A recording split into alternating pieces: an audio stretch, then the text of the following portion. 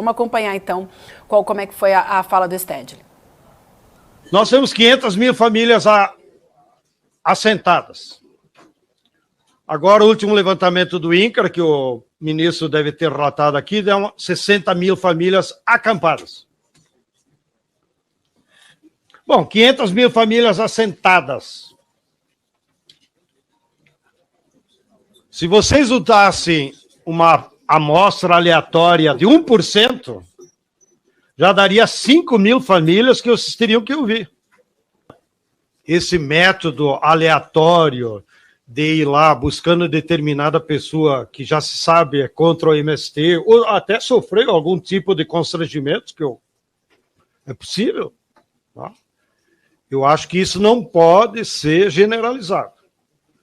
E sugiro que o senhor coloque no seu relatório, me desculpe, uma proposta, então, para dirimir as dúvidas, por que não convoquemos os universitários, como dizia aquele programa de televisão?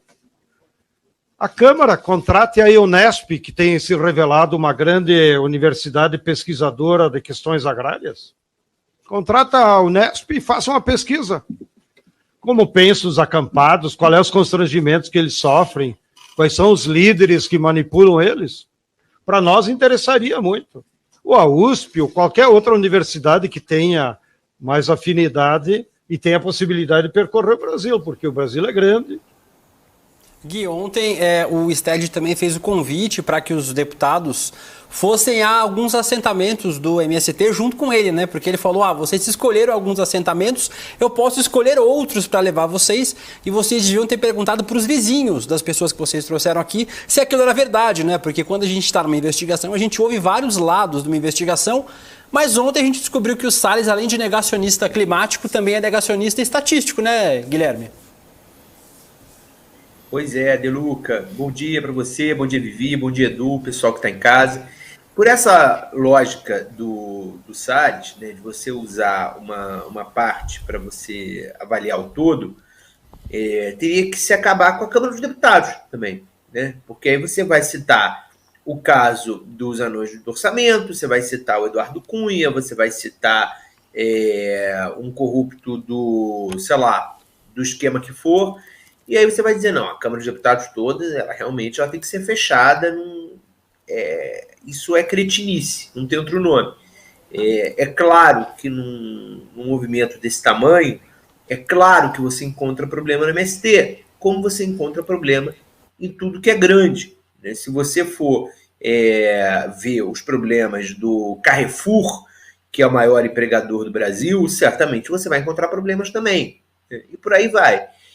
O que o Stedley levou de contribuição ontem, que eu achei mais importante, é que eu acho que foi um pouco o que o Edu falou. Ele mostrou o que é o MST para gente que não tinha ideia do que é o MST.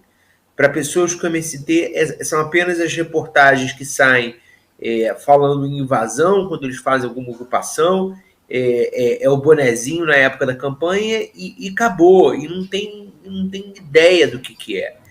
E ontem, eu imagino que muitas dessas pessoas que tiveram a oportunidade de ver parte ou toda a participação do Stedley, primeiro se impressionaram de eles terem um dirigente, né, um fundador e dirigente tão preparado, um cara muito, muito preparado.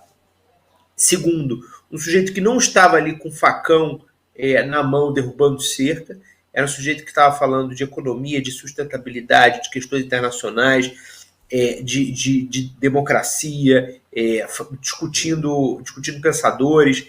Então, uma pessoa muito sofisticada, com um pensamento muito sofisticado, e isso quebrando o estereótipo que as pessoas têm de que o movimento é apenas uma coisa ou apenas outra.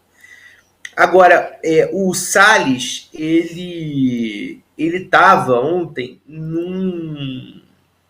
numa missão ali um pouco desafiadora para ele, e eu concordo com o Edu, ele, dentro das possibilidades, ele se saiu bem. Por que era desafiadora?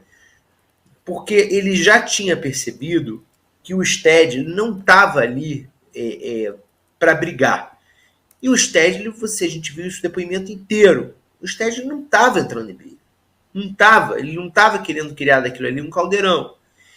E isso, para o Salles, é muito ruim, porque se o outro lado está levando a discussão para racionalização, está levando a discussão para o debate frio, para o debate racional, para ele é muito pior. Ele cresceria se fosse na confusão. Ele cresceria se fosse numa coisa mais acalorada. E aí o Stedley ia trazendo os fatos.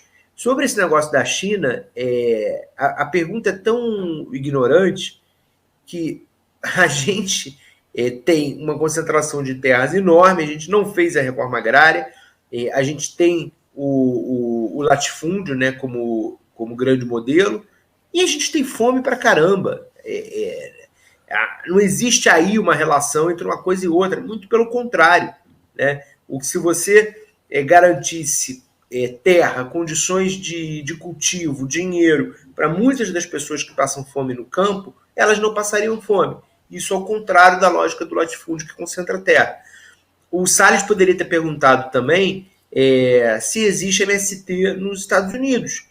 E aí ele teria ouvido do Stedley, não, porque eles fizeram a reforma agrária em 1862, com o Homestead Act. Então, claro, países que fizeram a reforma agrária não têm movimentos que questionam a concentração de terra.